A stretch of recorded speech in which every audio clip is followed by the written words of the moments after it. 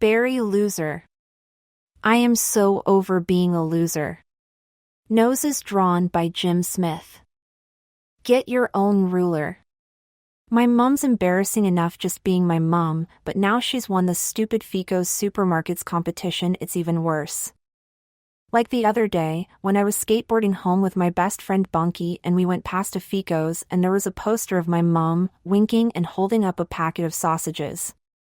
Cooey, Barry, said Bunky, holding a packet of invisible sausages and scrunching his face up, trying to do a wink. I rolled my eyes and they landed on another poster of my mom, wiggling her bum in a pair of Fico's jeans. Tshhhhhhh, farted a bus as it drove past with a poster of my mom on the side. She was sticking her tongue out and putting a Fico's chocolate digestive onto it. I didn't used to mind her winking, or the way she dances, or how she sticks her tongue out when she's eating, but now that she's on posters everywhere it's completely ruining my keelness. I picked up a snail that was having a little drink of a puddle and went to throw it at the poster of my mum winking, then changed my mind because I'm not a snail murderer. There you go, Snaily-Puzz, I said, sticking him onto my mum's bum and patting him on the shell so his whole head disappeared inside it. See you tomotsoid, I said when we got to Bunky's Road.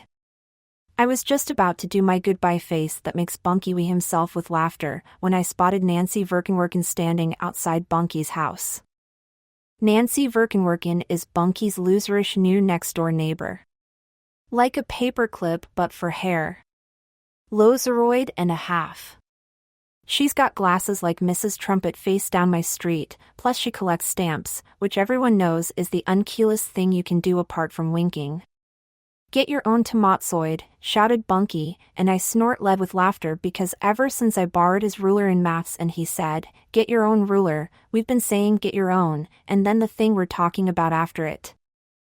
I was still chortling as I rolled front door and saw my mum through the kitchen window, holding a tin of chopped tomatoes like she was in one of her adverts.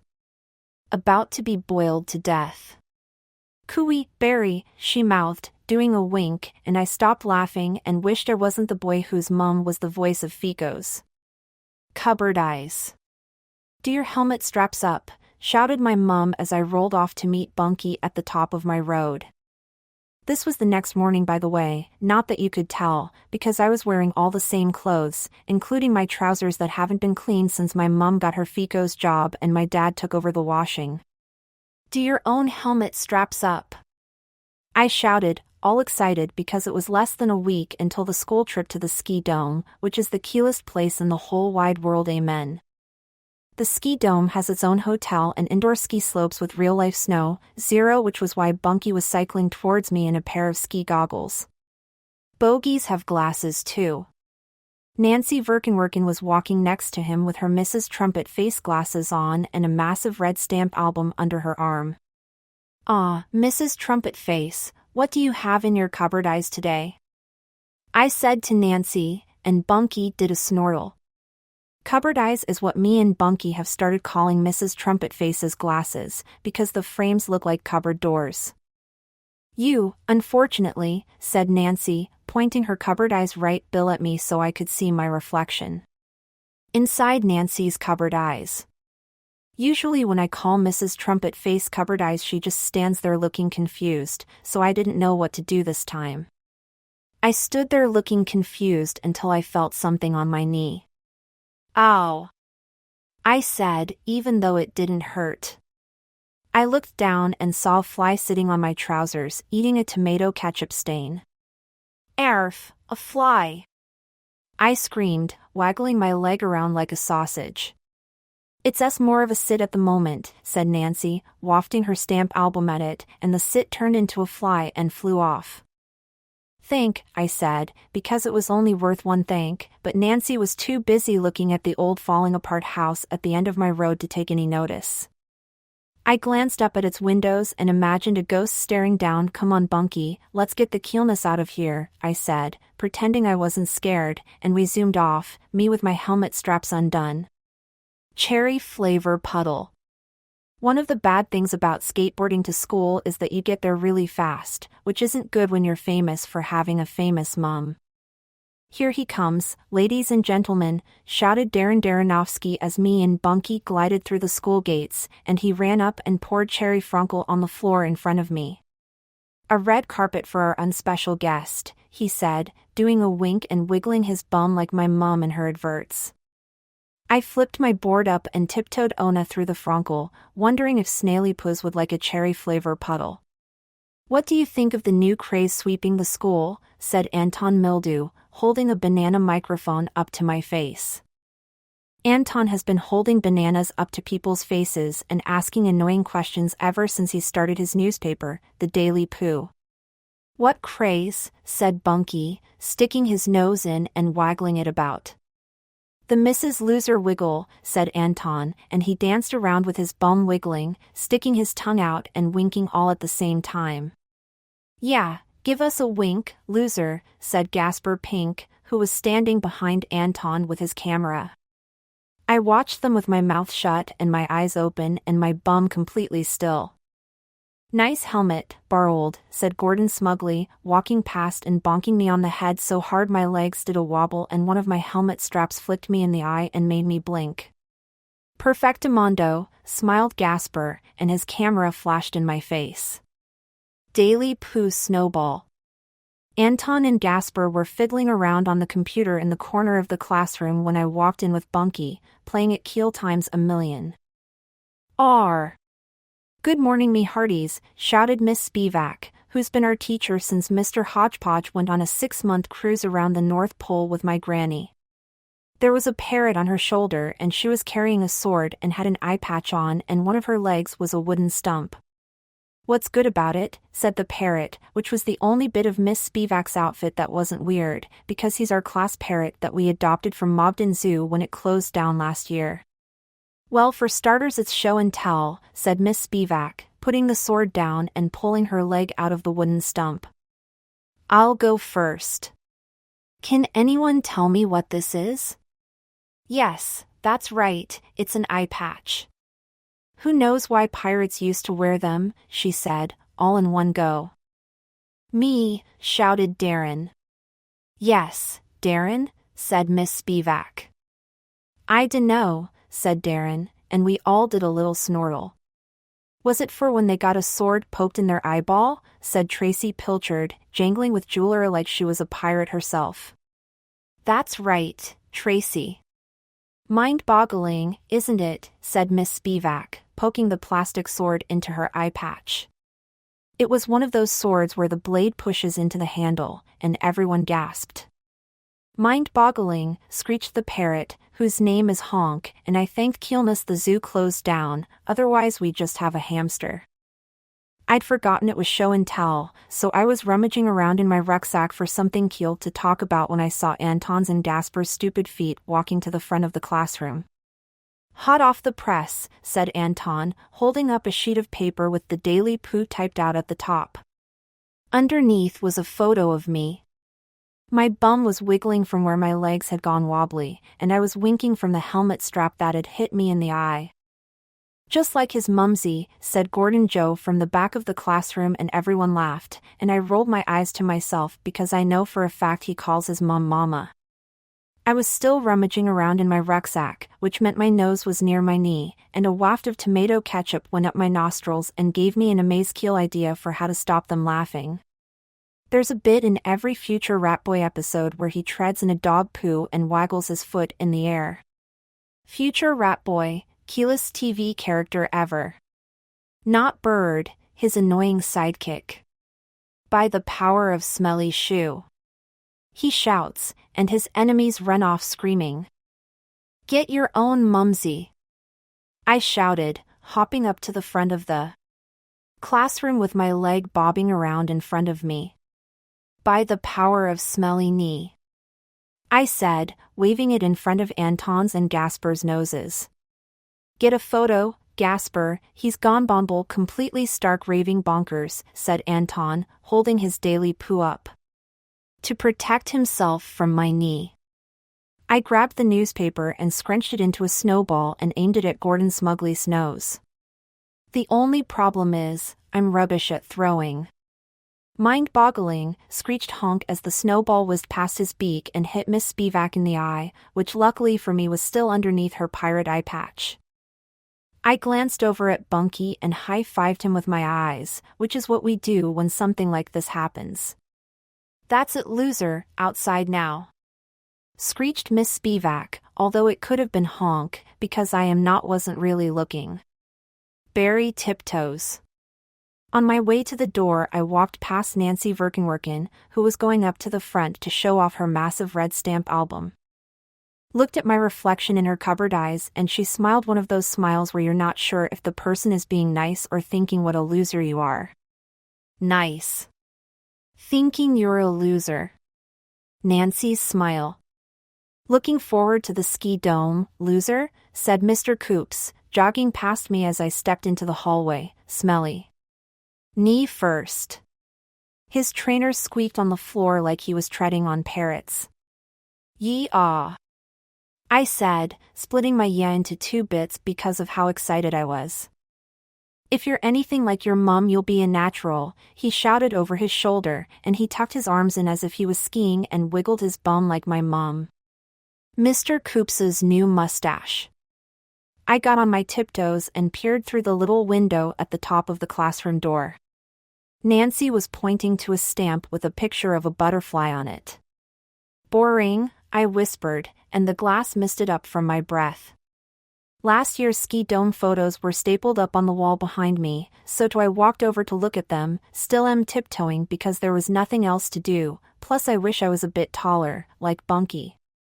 Everyone in the photos was having the coolest time ever, and I imagined myself zooming down a ski slope in my new jacket and goggles, having snowball fights with real-life snow instead of scrunched-up daily poos. I was snortling to myself about a photo of a snowman that looked exactly like Mr. Hodgepodge when the classroom door swung open and everyone ran out, all fizzy like Frankel pouring out of a can.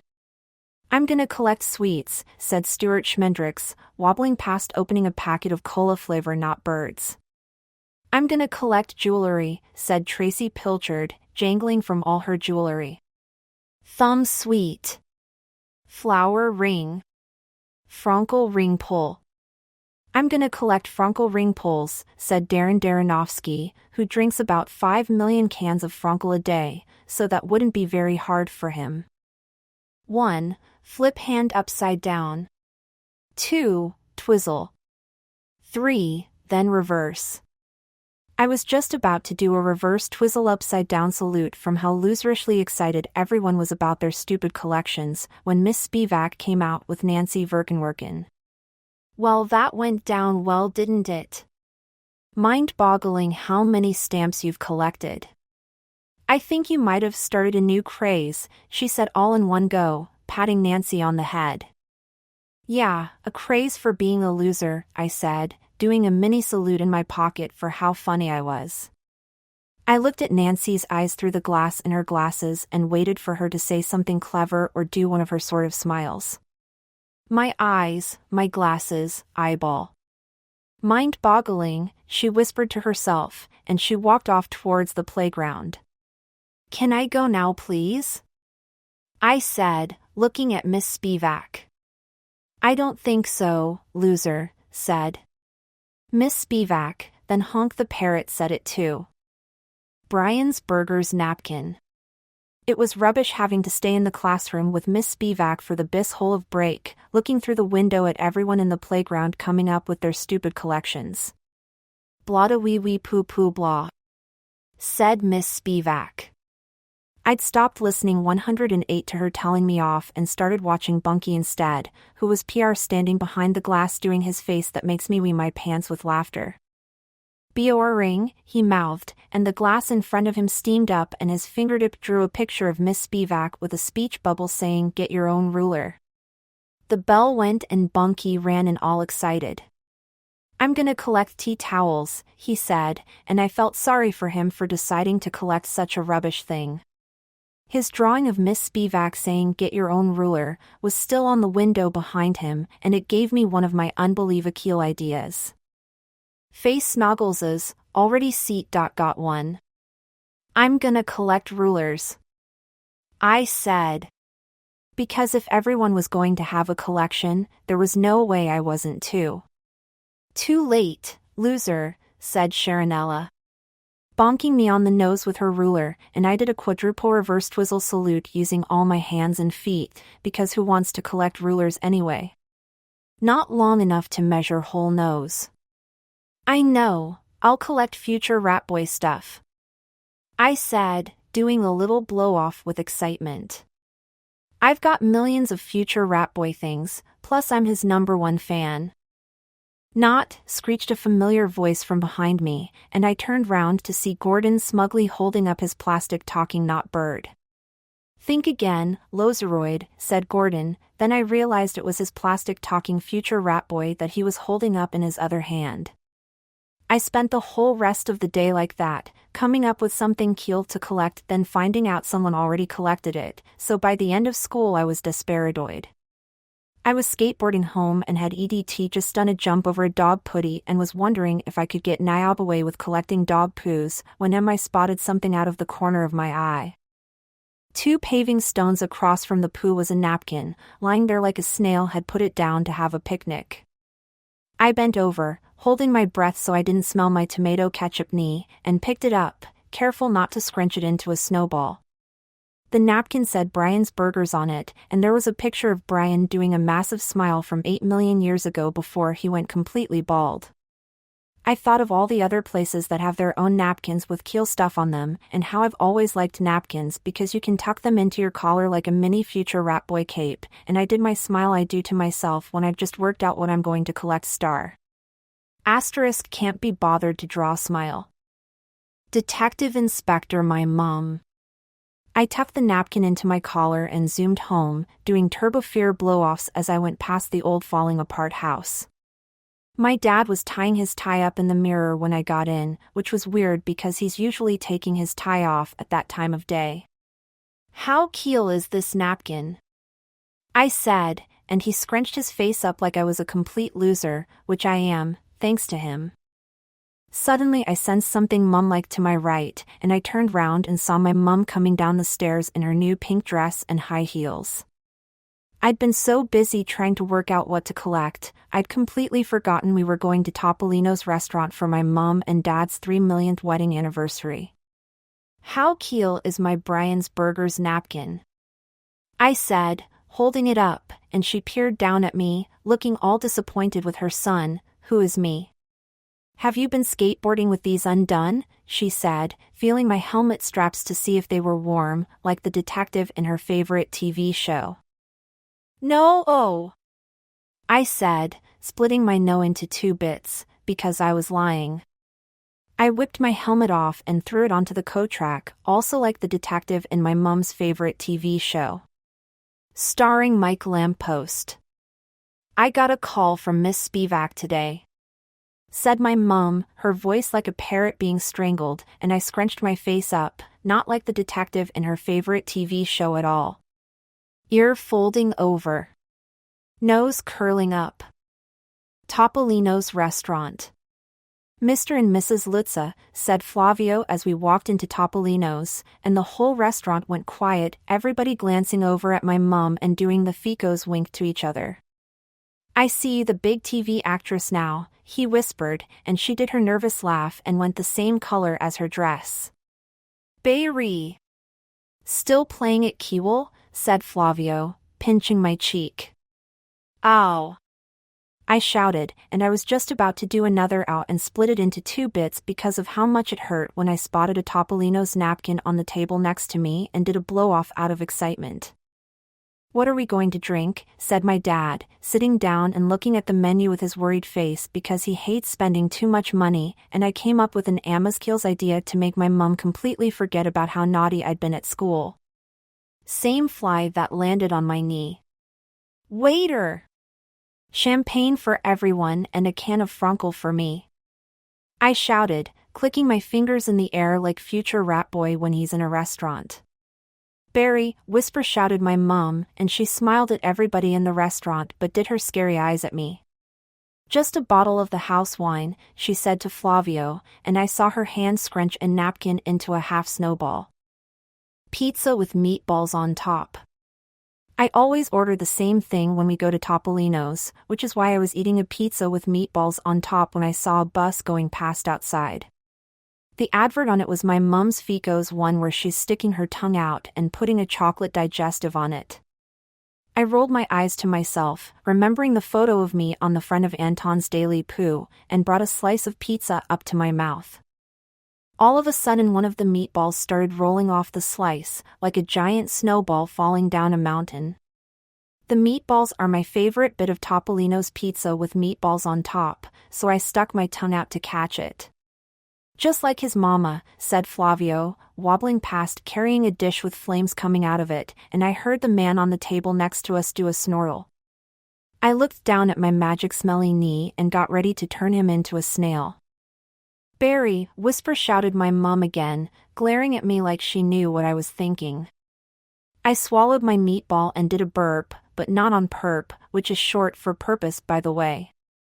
So Barry, the ski dome's next week, said my dad, changing the subject. DLL how cool is that? It's keel, not cool, I said, because I was still in a bit of a mood from my mum glaring at me, and my dad scrunched his face up like he felt like a loser, which he should do, because he is. Flavio wobbled up with our puddings all balanced on one arm. Mine was coconut ice cream, which I don't even like, but I got it anyway because it looked like snowballs. Delish, said my mum, sticking her tongue out and putting a spoonful of Knickerbocker glory onto it. I heard the man on the table next to us do another one of his snortless, and even though I knew it probably wasn't about my mum, it made my knee wake up. Yours looks nice, said my mum, digging her spoon into one of my snowballs. Ever since I was -0, I've always hated it when someone helps themselves to my coconut ice cream, and I felt my magic-smelling knee start to waggle. My mum scooped out a mini snowball and hovered it towards her mouth, which was opening so that her tongue could stick out and make the man laugh again. Get your own pudding, I shouted, and the whole of Topolino's went quiet apart from the noise of my mum's glaring. Something happens. My mum was completely and utterly silent in the car on the way home from Topolino's, and the same at breakfast the next morning too. She didn't even shout, "Do your helmet straps up," as I rolled off on my skateboard with a Topolino's napkin in my collar, so I didn't do them up, not that I ever do anyway. Playing it keel times 8 million. It was a relief to get to school after all that silence, and I even pretended not to get annoyed when Darren Darrenofsky came in with a poster of my mum from Fico's that he'd cut into a mask and strapped onto his ugly face. "Cooey, Barry," he shouted, and everyone sniggled but didn't do the Mrs. Loser wiggle because of how busy they were with their new collections. I'd just laid my Brian's burgers and Topolino's napkins out on my desk, ready for people to ask about if they were interested, when Mr. Coops jogged into the classroom in his squeaky trainers. "Hands up who's going to the ski dome on Monday," he shouted, and put my hand up and waggled it around. I spotted Nancy Verkenwerken's hand sitting on her desk doing nothing at all, and thank keelness it wasn't mine. "Coach leaves 9 sharp," said Mr. Coops, and he jogged out again. After that I spent the whole day talking about skiing and napkins, and a little bit about tea towels to keep Bunky happy. Then it was home time, so I put my helmet on and skateboarded out of the school gates with the bunkmeister, blowing off with curiosity. You know when everything's going along all nicely then something really bad happens? Standing on the pavement like in Fico's cardboard cutout of herself was my mum, talking to Miss Spivak. I started doing my helmet straps up before she could see they were undone, but it was too late. The next thing I knew, I was in the back of the car and my mum was zooming us out of town. "Where are we going?" I screamed, worried she was driving me to the dump like our old fridge that time. I tried to open the door and do a future rat boy roll out of the car, but the locks were on, so I started banging on the sunroof with my helmet, which was still on my head by the way.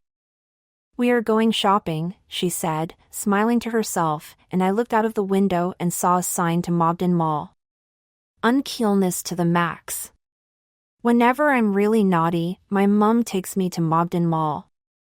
It's where all the mums go to do their clothes shopping, and it's the most boring place in the whole wide world. Amen. "Do your helmet straps up," said my mom once we'd parked and got out of the car. "There's no skateboarding allowed," I said, pointing to a sign that said no skateboarding allowed in Mogden Mall, and I did my face I do when there's a sign that says what I've just said. "Do your helmet straps up," said my mum again, like she was her own parrot, and she smiled her smile she smiles when she's about to make me look like the biggest loser ever. Asterisk still can't be bothered to draw a smile.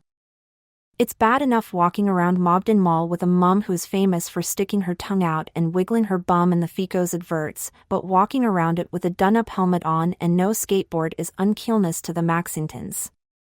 I was waggling my magic smelly knee around, trying to turn myself into a snail, when I sensed something mum-like to my left, which was weird because my mum was on my right. I glanced over and saw a Fico's window with a massive poster of my mum sticking her tongue out and putting a prawn cocktail crisp on it. "Hey, that's you," said a man walking past who looked like Father Christmas but in normal clothes.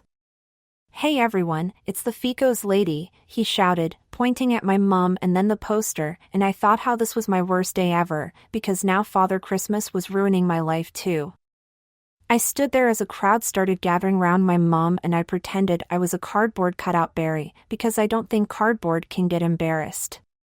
"Do the bum wiggle dance," said someone from the crowd, and I saw my mum shake her head and go pink, and I thanked keelness that at least that wasn't going to happen. "Bum wiggle! Bum wiggle! Bum wiggle," shouted the crowd, and I saw faces leaning over from the other floors to see what was happening. I looked at my mum, and she did her smile she does when she's about to make me look like the biggest loser ever times 10. "Okay, I'll do it," she said, and the whole of Mogden Mall went silent. Disasteroid at Mogden Mallingtons. "No!" I screamed, ripping the helmet off my head and throwing it on the floor. The trouble is, I'm rubbish at throwing. "Look at it go!" shouted someone from the crowd as it flew towards a businessman holding a cup of coffee. "Argak, my cappuccino," he screamed as the helmet knocked the cup out of his hand, raining coffee onto an old lady walking out of a coat shop. "My new fur coat," she shrieked, opening an umbrella, which shocked a pigeon that was pecking at a chip on the floor. The pigeon squawked and flew into a fake Christmas tree, even though Christmas wasn't for ages. The tree wobbled like Flavio the waiter, and one of its baubles dropped. "My baby," roared a man with a pram, because the bauble was heading straight for it. "I'll save your baby," boomed Lyra H. Father Christmas with normal clothes on, pushing through the crowd and diving across the pram, catching the bauble in his hood. "Hooray!" shouted someone from the crowd, even though Father Christmas with normal clothes on had landed in a wheelie bin and was hurtling towards the poster of my mum sticking her tongue out and putting a prawn cocktail crisp on it. A noise like a man crashing into an enormous Fico's window echoed around Mogden Mall as I pulled my hood over my head like a snail disappearing into his shell, and my mum did her smile she does when she isn't smiling at all. Everything being all muffled. I kept my head inside my hood for the whole weekend after that, which meant everything I heard was muffled. Like when Father Christmas with normal clothes on stumbled out of the hole in the window and mumbled, "I think I'm okay," it was muffled. And when my mum shouted that I was in big trouble in the car on the way back from Mogden Mall, that was muffled too. Zoom. When we got home and I was sent to bed and my mum and dad stayed up downstairs talking about what to do with me, it was even more muffled than usual. And when I woke up the next day with my mum and dad telling me I wasn't going to the SKI Dome because I'd 1. Thrown a daily poo snowball at Miss Spivak. 2. Ruined their anniversary meal at Topolino's. 3. Not done my helmet straps up. And 4. Made Father Christmas with normal clothes on smash into a Fico's window at Mogden Mall. It was muffled like in a bad dream, and my vision was all blurry, but not because I was crying or anything. Barry Hood. "If you're not going then neither am I," said Bunky when I told him on the way to school on Monday. "Don't worry about me, you go and have fun," I said, completely lying. Not that it mattered once we got through the school gates, because Bunky zoomed off and was in the coach and ready to leave before I could do a triple reverse upside down back to front salute inside my pocket. The coach did a smoke blow-off as it crawled out of the school gates, and Bunky waved from the back window, doing his face that usually makes me wee myself with laughter. But I just stood there like a cardboard cut out of me, because cardboard can't cry about not going to the ski dome. "Don't leave me," wailed Sharonella, dropping to her knees on the pavement as Tracy and Donatella blew kisses through the window. Tears rolled down her cheeks and onto the pavement, and I wondered if Snaily Puss would like a cry flavor puddle. "Have a napkin," I said, passing her a spare one I'd picked up at Mobden Mall before the helmet-throwing disasteroid. "Thanks, Barry," she said, and she blew her nose like a granddad. A Fico's carrier bag was flying Belle around in the sky, and I wished it was me, because then I could float off and land next to the ski dome, wherever that was. The bag swooped past Nancy Verkenwerken, who was waving goodbye to Bunky and Anton Mildew.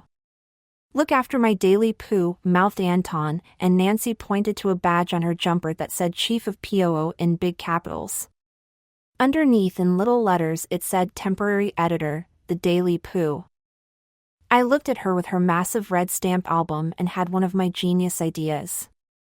"I suppose you have spares of those," I said, walking over and pointing at her stamps. She turned her cupboard eyes towards me and I saw myself in their reflection. "I suppose I might," she said, starting B to turn round and walk off. "Maybe I could pop round your house after school and have a little chat about them," I said, feeling all keel like the detective in my mum's favorite TV show, and the Fico's bag swooped down from the sky and slopped me in the face. Worst plan ever. It was weird walking down Bunky's road after school knowing he wasn't there. I looked up at the sky and saw a plane fly past and imagined him inside, even though they'd gone by coach.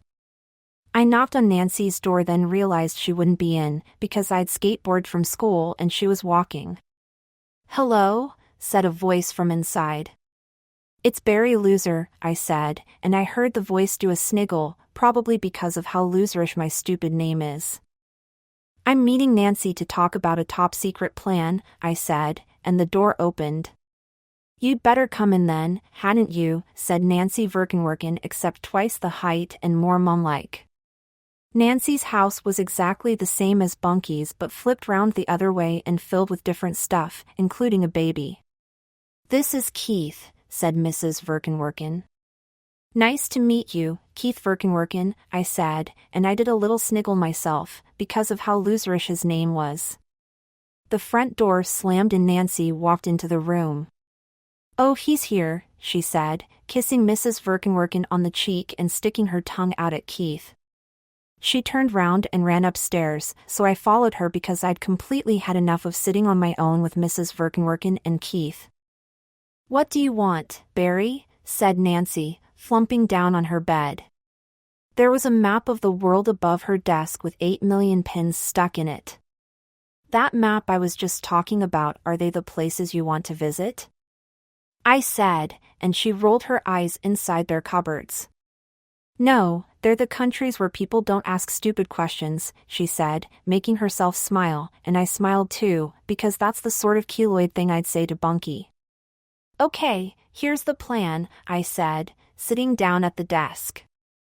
"I borrow some of your spare stamps and stick them on my forehead, then I write the address of the ski dome on my nose and climb into a post box. As long as I try and look all envelopey, I'll be there by tomotsoid." Saying it out loud made me realize that maybe it wasn't the keelest plan ever. "That is the worst plan I have ever heard in my entire life," said Nancy, throwing a pillow at my head. I thought Bunky was stupid, she laughed, and I felt my knee start to waggle. "So what's your plan, cupboard eyes?" I shouted, then I went quiet, because I wanted to know what her plan was. "Posting myself skiing." I don't know why Nancy thought my plan was so unkeel, because hers was exactoid the same except a bilometer better. "Take a deep breath," she giggled, squishing me into the cardboard box she got from her loft. We'd cut a hole in the front for my massive nose to stick out, and 2 in the bottom for my legs. In the corner Nancy had stuck millions of her spare stamps, and underneath she'd scribbled, the ski dome. On the top in big capitals it said, Contents, Loser. I can't see. I snort-led, wobbling down the street towards the post box. Watch out for the dog poo, said Nancy, and I thought how Bunky would probably make me walk straight into it. The postman comes in 10 minutes, she said as I lowered myself down next to the post box. I twitched my nose twice, which meant okay, even though I could have just said the word out loud. Good luck, she whispered, and I heard her little feet walk off. Then I was alone. You know when you're sitting in a pitch-black cardboard box all by yourself in the middle of the street and it's completely boring? That's what was happening to me when I heard something snuffling. Caffeine-free diet vanilla Frankel. A dog had his nose right up against the box, next to the bit where my smelly knee was. By the power of smelly knee. I whispered, waggling it as much as possible, but I don't think he turned into a snail. Woof, barked the dog, and I curled myself into a ball and imagined I was on the ski trip. Whoosh! Having best time of whole life. I was just about to stick my legs through the holes and run off screaming like the world's most loserish box, when there was a jangle of keys. Shoo, pooch, shouted a familiar voice, and I wondered if the dog had suddenly learned to speak, but I don't think he had because he whimpered no and I heard his 4 little feet run off. This is most unusual, said the voice, and I felt it kick the box. I stayed as still as possible and hoped my sticking out nose didn't look too nose-like. Contents, loser, the voice read out, chuckling, and I rolled my eyes to myself, because that was the second time someone had laughed at my stupid name that afternoon. I'd just finished rolling my eyes, which can make you feel a bit dizzy, especially if you do it inside a pitch-black cardboard box, when everything started to wobble. Unguy, heaved the voice, and I felt myself floating through the air. That's one heavy loser, it said, plunking me into the back of a van. I knew it was a van because I'd been in a van before, when my dad hired one to take our fridge to the dump, and it smelled exactly the same as this. My nose has got a good memory like that, which isn't always a good thing, especially with dog poos. My tummy rumbled as the engine started, and I thought how it was probably dinner time at home, but I didn't care because I was going skiing. Snowballberry. I was surprised when the van stopped and the engine turned off and the voice said, "Here we are," because I was expecting the drive to the ski dome to be much longer than 2 minutes. Oof, breathed the voice as starting floating again, and I did a little snortle, patting myself on my smelly knee. I couldn't wait to see Bunky's face when jumped out of the box in the middle of the ski slope and rolled down to the bottom like a snowballberry. That snowballberry thing I was just talking about. A doorbell rang, and I tried to remember if the snow dome would have a doorbell and decided it must have. "Hello," said the man who answered the door, who sounded just like my dad. "I found this package," said the first voice, and I suddenly realized the reason it was familiar was because it belonged to my postman, Deirdre, who isn't a postman at all, she's a postwoman. "I think it might be yours." Barry Parrott. I ate my dinner from inside the box after that, ignoring my mum and dad every time they talked to me. I could tell they were feeling guilty for not letting me go skiing, because they kept saying things they thought might cheer me up. "I was thinking we could go to Gnome Kingdom after school tomorrow," said my dad, and I twitched my nose 3 times, which means Gnome Kingdom is for loseroids. "Oh, I almost forgot, I got you this," he said. I punched a fork into my box and looked through the 4 little holes at a napkin with cookies written on it. My dad gets a cookie from Cookies every lunchtime, which is why he's so fat. "Cool or what?" he said, holding his knife like Miss Spivak's sword, and I thought of Honk sitting on her shoulder, which gave me one of my brilliant ideas. "Cool or what?" I said, like a parrot in a cardboard cage. "That's what I just said," said my dad, all excited because I was speaking. "That's what I just said, puss." I honk-squawked, saying what my dad had just said, but adding some poo. "Oh, I get it," said my dad. "Oh, I get your own get it," I said, and I saw his knee start to waggle. "Stop that, Barry," said my mom, making a noise like she was drying a plate with a tea towel, and I wondered if Bunky would want it for his loserish collection. "Don't stop that, Barry," I said, not stopping it at all. "Oh, 4," said my dad. "Oh, for 5, 6, 7, 8, 9, 10. I said, even though I can count to 13,017. Me counting to 13,017. "Barry," shouted my mom, and I shouted, "Barry," and then I asked the key list, and I ran upstairs to bed inside my box, because if I wasn't going to the ski dome, I might as well go to sleep for the rest of my life. Non-Bunky losers. My mum didn't have to shout, "Get your helmet straps up," as I rolled away on my skateboard the next morning, because I'd already done them up. "Have a good day," she shouted instead, and I shouted, "Have a rubbish day," back, saluting myself for being so funny. The trouble with skateboarding to school with no bunkie is that you get there even faster than ever, so I was glad when I glided past Fico's and spotted a reason to be late. "Snaily poos," I shouted, floating over to the poster of my mom wearing a pair of Fico's jeans. The snail I'd stuck on her bum had been there the whole time, squiggling slime all over the glass. "You can be my new best friend," I whispered, picking him up by his shell and squelching him onto my skateboard, and I zoomed off, Snaily Puss's eyes waggling in the wind. "I thought you'd be in the ski dome by now," said Nancy as I walked into the classroom. Everyone was doing drawings apart from Honk, who was sitting on Miss Spivak's shoulder making the noise of a pencil. "One thought you'd be in the ski dome by now." I honk-squawked as I laid my napkins out on my desk and popped Snaily Puss into my pencil case, and Nancy scrunched her face up, all confused. I looked at all the non-bunky losers sitting around me and rolled my eyes to myself. Sharonella was drawing Tracy Pilchard and Donatella, but with all straight lines because of her stupid ruler collection. They were waving from the top of a ski slope, and I imagined Tracy's jewelry noise echoing around the dome. Next to me, Stuart Schmendricks was full, sucking on one of the sweets from his sweet collection, which is more of a sweet wrapper collection if you ask me, which you didn't. He was jiggling his knee, banging it against the desk leg so the whole thing wobbled. "Get your own knee," I mumbled under my breath, waggling my magic smelly one, and Nancy snort-led. I grabbed my skin-colored coloring pencil and was about to start drawing Bunky when I realized the lead bit was blunt, so I reached into my pencil case and pulled out the sharpener, doing a mum-glare at Stuart's annoying knee the whole time. You know how a snail shell is the same size as a pencil sharpener and has a pencil-sized hole in it like a sharpener does too? "Snail murderer," gasped Gasper Pink, his camera doing a flash. I looked down at my hands and saw Snaily Puss with the skin-colored pencil up against his face like a miniature Miss Spivak sword.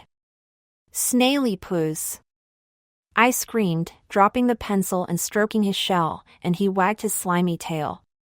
"This is going in the daily poo," shouted Gasper, looking around for Anton, then remembering he was skiing, and I was just about to bonk him on the head when Nancy Verkenwerken stood up. "I don't think so, Gasper," she said, pointing at her Chief of POO badge, and I thought how maybe she wasn't such a complete and utter loseroid after all. Cardboard cutout Barry. I spent the rest of the day pretending Snaily Puss was Bunky, which was boring with a capital yawn, so I was glad when I spotted Nancy at the end of my road after school. She was staring up at the scary house, scribbling something in a little notebook.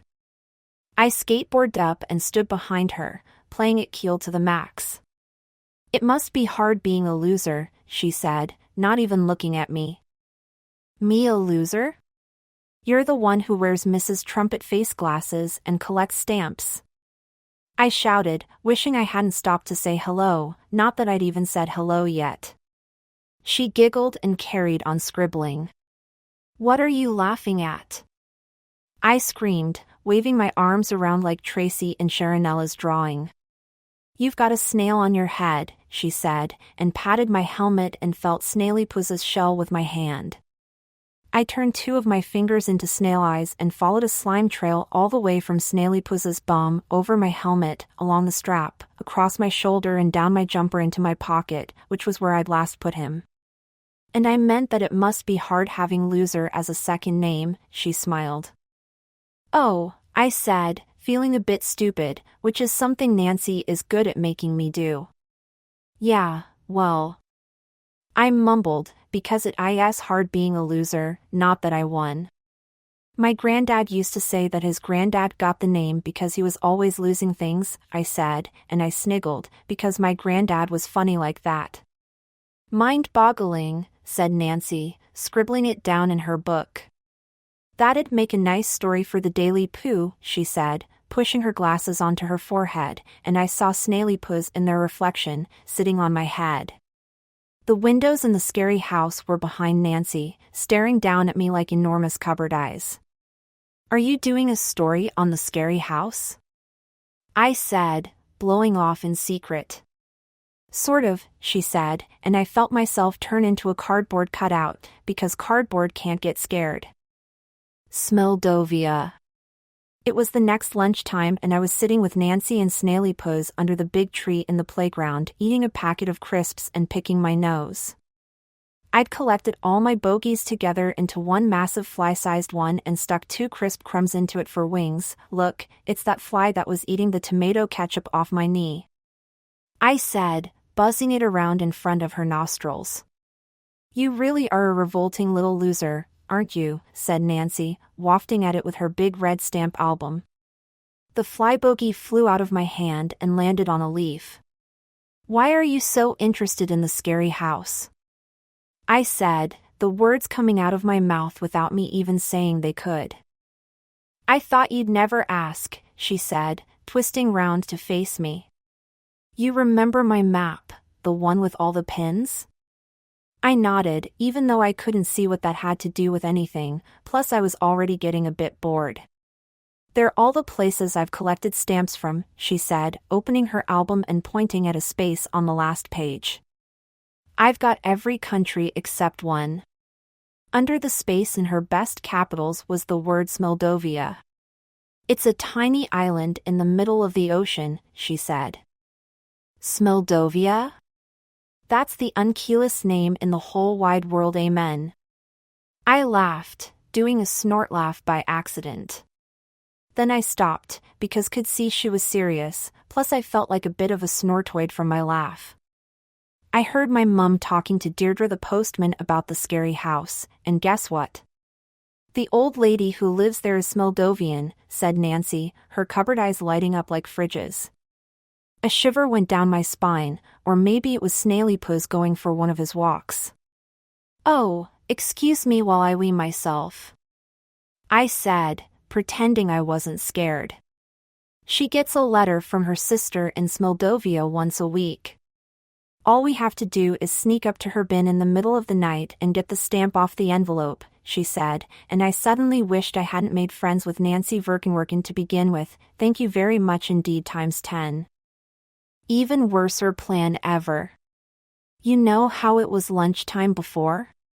Well, now it was tea time, not be that you could tell because I was still wearing all the same clothes, including Snailipuz on my head. Nancy and Gasper were sitting at my kitchen table, with me opposite wishing I could meld the two of them together to make a robot Bunky. Does he have to be here? I whisper-shouted to Nancy, Snailipuz's eyes pointing at Gasper. I could see the reflection of my face in Nancy's glasses, and I looked scared. This is gonna make a great story for the Daily Pooh. We'll need photos, she whispered back. Barry's favorite, said my mom, winking and bringing over 3 bowls of coconut ice cream. Barry's NON favorite. I honk-squawked, and my mum scrunched her face up like a napkin. It was getting dark, and I saw Nancy's cupboard eyes glancing out of the window. Gasper took a photo of his ice cream and I remembered me being on the front of the Daily Pooh, which was the beginning of how I'd got myself into this mess in the first place. So what's the plan for this evening? asked my mom, wiggling her bum to the song on the radio. Oh, not much, said Nancy, not splitting her O into 2 bits, even though she was lying, because the plan was this. 1. Climb out of my bedroom window after dinner. 2. Tiptoe up to the scary house. 3. Rummage around in the bins. 4. Find an envelope with a Moldovan stamp on it. 5. Get the keelness out of there without being eaten by a ghost. Boring, said my mum, and I honk-squawked it, my voice all wobbling. The scary house. I could be on the sofa playing at Keel watching Future Rat Boy, I whisper-shouted, limping up to the gate of the scary house. I'd bonked my knee jumping out of the bedroom window and landing in my dad's compost bin. Shoo, shushed Nancy, creaking the gate open and tiptoeing down the path to the front door, gravel scrunching under her feet. Shoo, I mouthed to Nancy's feet and I did a salute to myself for being so funny. This is where she puts her envelopes, whispered Nancy, pointing at a green plastic container piled up with paper. Gasper carefully lifted his camera and pointed it at the box. There was a tiny click, then everything went white. The whole garden had lit up from the flash. I looked at Nancy's cupboard eyes, reflecting the camera flash like 2 TVs, then glanced behind her. An enormous black hole had appeared on the side of the house. It's going to eat us! I tried to scream, but nothing came out. Then I stopped trying to scream because I'd realized that the black hole was just Nancy's shadow. I limped over to the container, feeling a bit loserish, and lifted up a flattened-out cereal box. I spotted a soggy old napkin underneath. Keelness times 1,000,000. I mouthed, and I was about to do a double reverse underarm salute when a spider the size of Snaily Puss ran up my arm. Argrgga! I whispered, waggling my elbow and hopping around on my good leg. My hood flopped down and I saw Snaily Puss roll onto the grass like a Christmas tree bauble. Don't tread on Snaily Puss, mouthed Nancy, searching through a pile of old bills and looking a bit scared herself. I froze into a cardboard cutout of a ballerina on one foot, and Gasper took another photo. There's a good boy, I whispered, picking up Snaily Puss all shakily and dusting his shell off. His little head was all the way inside, but I could tell he was okay. Nancy stopped rummaging and twizzled round, doing a jiggle like she needed a wee, except she was doing it because she was happy. In her hand was an envelope with the Moldovan stamp on it. Let's skedaddle, whispered Gasper, snapping a photo of the stamp and backing off down the path, looking like he wanted his mom. Suddenly a light came on in the upstairs window and I saw a shadow against the wallpaper. It was moving, very slowly, across the room. A shiver went down my spine, but I knew it wasn't Snaily Puss going for one of his walks, because he was still in my hand. That's the old lady's bedroom, mouthed Nancy, grabbing my wrist and heading towards the gate. You know how sometimes when you're really scared, all you want to do is run away, but for some reason your legs won't move? That's what was happening now. A massive shiver went down my arm, whipping Snaily Puss out of my hand and into the sky. Snaily Puss! I whisper-screamed, watching in slow motion as he floated past my nose like a scared little moon. A light came on in the hallway behind the front door and I heard a jangle of keys. I'll save you, SNALYPOS, screamed Nancy, and I jumped and did a blow-off from how loud she was. She was leaping into the air and diving towards him with her envelope open like Father Christmas with normal clothes on's hood. For a millisecond there was silence, then the sound of a snail landing inside an envelope. Phew, I said, wiping my hand across my forehead like Future Rat Boy when he's just got out of trouble. Then there was the sound of a front door creaking open. Let's get the keelness out of here, giggled Gasper, scrunching down the path, and we raced after him, limping and blowing off with fear, although that might have just been me. How does it hangeth? The scary house didn't look as scary the next morning when I met Nancy T at the end of my road. She held her big red stamp album up and patted it, smiling. Still wish you'd stayed in and watched Future Rat Boy, she said as we got to the school gates, and I was just about to split my NO into 2 bits when a coach did a smoke blow-off and crawled into the car park. The doors hissed and everyone that hadn't been at school all week poured out, fizzier than the fizziest can of Frankel ever. "How's it going, Barold?" said Gordon smugly, walking past and bonking me on my helmet, just missing Snaily Puss.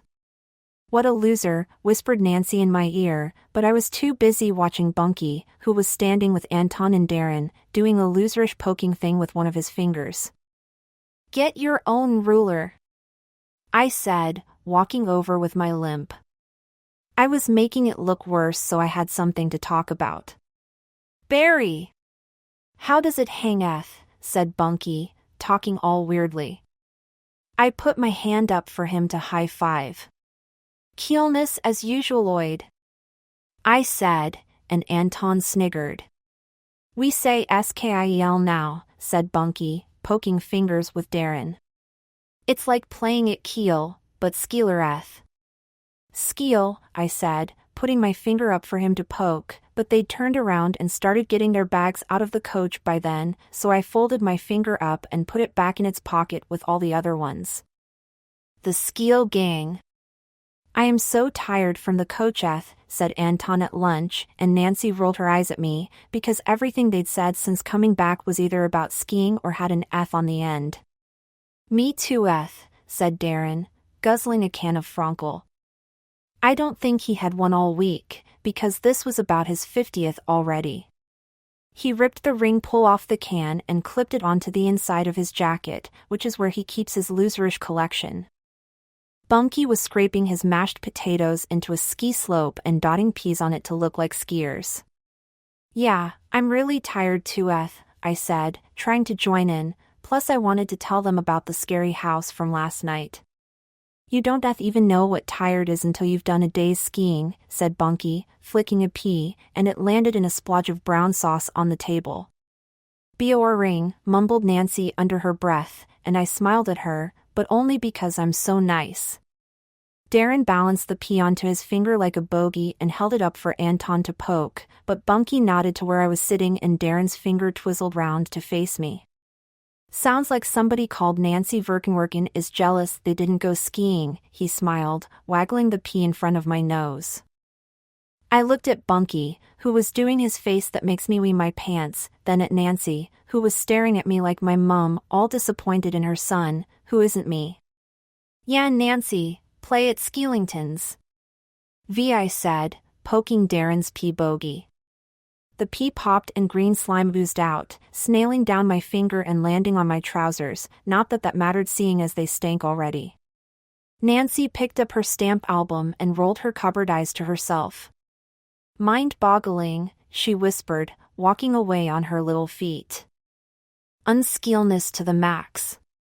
Everyone was reading the Daily Pooh the next day as I rolled into school with Bunky, playing at Skeeleth times a million. I was just about to pick one up when heard something annoying and ugly behind me. "Happy birthday to me sang Darren, pouring himself a cherry Frankel carpet as he marched through the gates. "Party at my house Saturday night he burped, handing out napkin-sized bits of paper. Bunky grabbed one and I got on my tiptoes to have a look. Darren's party ETH. In the middle was a photo of Darren in the ski dome, next to a snowman that looked exactly like Miss Spivak. "Skeelness to the max," I said, because it was an invite to a skiing fancy dress party, which meant I had a reason to wear my completely unused ski clothes after all. "Thank you very much indeed, Hul Amen." "Practicing your ballet, Barold?" said Gordon smugly, waggling a copy of Fort the Daily Pooh in my face. I focused my eyes onto it and saw a photo of me in front of the scary house, balancing on one leg like a cardboard cutout ballerina. In capitals at the top were the words "Barry Loser, scared of his own shadow," and underneath it said "Story by Nancy Verkenwerken." "Get your OWNF Barry unskeelness," snort-led Bunky, poking fingers with Darren, and I felt my knee start to waggle. I rolled my eyes around, looking for Nancy, and spotted her through the classroom window, sitting at a desk with her stupid stamp album. She pointed her cupboard eyes at me, and even though there were 2 sheets of glass between us, I could tell that she could tell that I could tell she could tell what I was thinking. Get your own snail. I thought we were friends. I shouted, marching into the classroom, holding up the Daily Pooh. So did I, said Nancy, licking her finger and turning a page in her album. I saw the Moldovan stamp and snort lead, but not one of my nice snort less. You wouldn't even have that if it wasn't for me, I said, putting my hand into my pocket to give Snaillypoos a pat, because he doesn't like it when I'm angry. Oh please, all you did was stand there panicking. No wonder you're a loser, she laughed, and it all went quiet. Sorry, I didn't mean that, she mumbled, but I wasn't really listening, because Snaillypoos wasn't in my pocket. I dropped to my knees and started scrabbling around under the desks. Snaillypoos! I screamed, spotting a pencil sharpener, and I put it in my pocket, because you can never have too many of those. Where did you last see him? Said Nancy, her feet standing next to me looking worried, and I scrunched my face like a napkin. Get your own snail, I shouted, pulling my hood over my head, and I ran out of the classroom, everything waggling. The slime trail. A slime trail from where I'd been standing with Bunky zigzagged out of the school gates and down the pavement. I was just about to run after it when I heard the sound of trainers squeaking behind me. School's this way, loser, said Miss Spivak. Honk was on her shoulder, doing the noise of Mr. Koops's shoes. She twizzled me round, and I limped back to the classroom, my eyes all blurry. Everything was muffled for the whole rest of the day until the bell went at home time and I zoomed out of the gates like a skier racing down a mountain. Bunky was cycling behind me, telling me one of his boring ski dome stories. I hadn't told him about Snaillypoos because I didn't want him to think I was a loser, and I sort of wished Nancy was there instead, because at least she'd understand, even though we weren't friends anymore. What in the name of playing it unskill are we doing, he said as we skidded up to Mogden Cemetery. The slime trail zigzagged through the gates and onto the grass, then disappeared amongst the gravestones. There were millions of them, lined up like Frunkles on a shelf, and I knew there was no way I was going any further without my mum and dad holding both my hands, and maybe my feet too. A shiver went down my spine, and I patted my back, but Snaillypoos wasn't there. It was starting to rain, and a drop landed on my cheek. Let's get the unkillness out of here, I said, remembering how much Snaillypoos liked puddles, so at least he'd be okay until tomorrow. See you at Darren's party tomorrow's, said Bunky at the top of his road, doing his face that usually makes me wee my pants with laughter. Get your own tomorrow's, I said. And I rolled off, not snortling. I could see my mum through the kitchen window when I got home, reading a postcard with an iceberg on the front, and I wondered if Nancy would have liked the stamp on the back. What's wrong with my little snooky flumps, she warbled, stretching her arms out, and I thanked Keelness she wasn't a cardboard cutout, because cardboard can't tell when you need a hug. Have you seen this snail? I spent the whole of Saturday with my mum and dad, holding their hands in Mogden Cemetery and putting up lost snail signs, calling out Snaillypoos's name. My voice was wobbly and my vision was blurred, but I didn't care times a million. Have you seen this snail? Photo by Gasper. I wasn't even embarrassed when we were sticking a poster to a lamppost outside Fico's and 3 teenagers with squished pea spots recognized my mom from her adverts. Do us your wink, said the one with braces, and my dad hid behind the lamp post, probably because we were sticking up lost snail posters, which is about as unkeel as you can get, apart from collecting stamps. Fico's Super Duper Market. Really greasy. We'll find him, Snooky Flumps, said my mum as we drove home, but I just stared at a raindrop zigzagging down the window like an invisible Snaillypoos. I trudged upstairs and put my ski clothes on all slowly. It won't be the same without you, I said, looking at myself in the mirror. My helmet was on with the straps done up, but Snaillypoos wasn't sitting on top anymore. Just like Mumsy. My mom's car did a smoke blow-off as it drove up to Darren's flats and I got out. Have fun, she mouthed through the window, doing a wink, and I winked back, keeping one eye open for Snaily Puss. That's what I was doing, standing there winking, dressed in ski clothes, looking for Snaily Puss in the pitch black with a shiver going down my spine, when I heard a familiar voice from behind me. It must be hard being a loser, said Nancy, and I turned round and saw a pair of cupboard eyes in the middle of a bright red ski outfit. She opened her album and took out a stamp with the cutest picture of a snail on it ever. I limped over to take a closer look. I thought you could call him Snaily Puss too, she said. That stamp I was just talking about. I pulled my ski glove off and pinched the stamp between my fingers, all carefully like I would with Snaily Puss. Thank times a million, I said, looking through the glass in Nancy's glasses, into her little cupboards. A bus did a fart in the distance, reminding me of my mum sticking her tongue out in her chocolate digestive advert. Just like Mumsy, I said as I opened my mouth and poked my tongue out, licking the stamp and sticking it onto my helmet, Kilness style. Darren's party.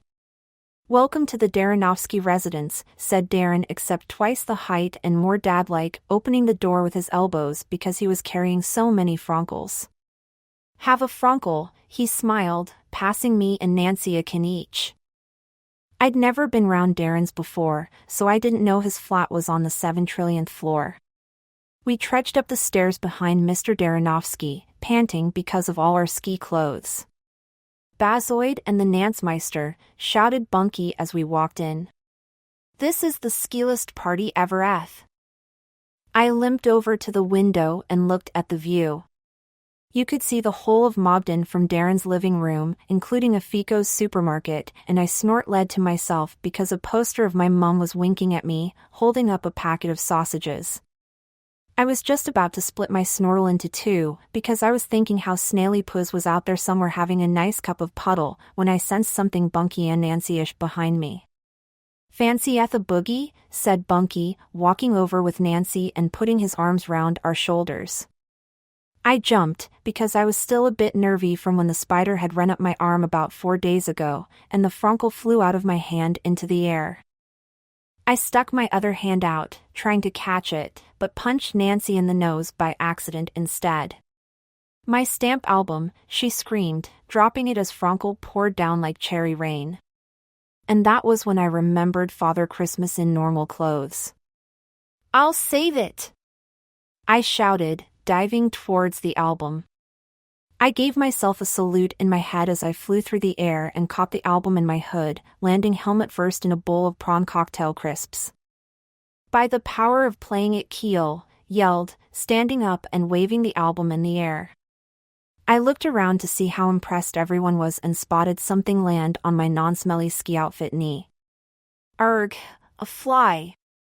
I screamed, waggling my leg like a party sausage, and that was when I noticed a big red rectangular thing slipping out of my hand. Frankel splash.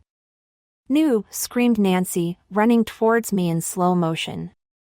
I turned my head and saw the album falling, also in slow motion, into a massive bowl of Frankel punch. A splash the size of Darren Darrenovsky's dad jumping into a bath exploded out of the bowl and all over Gasper Pink. I looked at the album, floating in the punch, and then at Nancy, a droplet of Frankel zigzagging down her cheek like an invisible Snaily Puss too. My hand went into my pocket to give her a spare napkin, and it gave me one of my keel ideas. By the power of non-smelly ski outfit knee, I shouted, and I lifted the dripping album from the bowl and whipped my entire napkin collection out.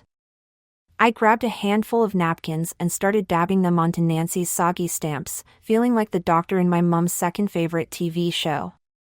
The only problem was, I'm not a doctor. The more I dabbed, the more the stamps started sticking onto the napkins so that in the end all there was one great big squelchy stamp-in napkin snowball, which hadn't been my plan. Thank you very much indeed. Looks like you two are stuck together, said Bunky, doing a massive grin, and I snort-led, because now that all Nancy's stamps are stuck to my napkins, we're gonna have to stay friends. I suppose it does, mumbled Nancy, and she did one of her smiles and stamped her little foot onto my big toe, which really hurt. The song that had been playing came to an end, and a new one started tinkling out of the speakers. This is going out to all the mumsies, boomed DJ Anton Mildew as the Ficos advert tune echoed around Darren's living room and into my earholes. Get your own mumsies, I shouted as we ran onto the dance floor, and I stuck my tongue out and did a wink and wiggled my bum like the biggest loseroid in the whole wide world. Thank you very much indeed. Play it Keel times a trillion. The end. Amen. Get your own ending. About the nose drawer. Jim Smith is the keelest nose drawer in the whole wide world. Amen. He graduated from art school with first-class honors, the best you can get, and went on to create the branding for a sweet little chain of coffee shops. He also designs cards and gifts under the name Waldo Pancake. When people ask Jim why he draws such big noses, he turns round and looks at them with his massive nose, and they nod quietly.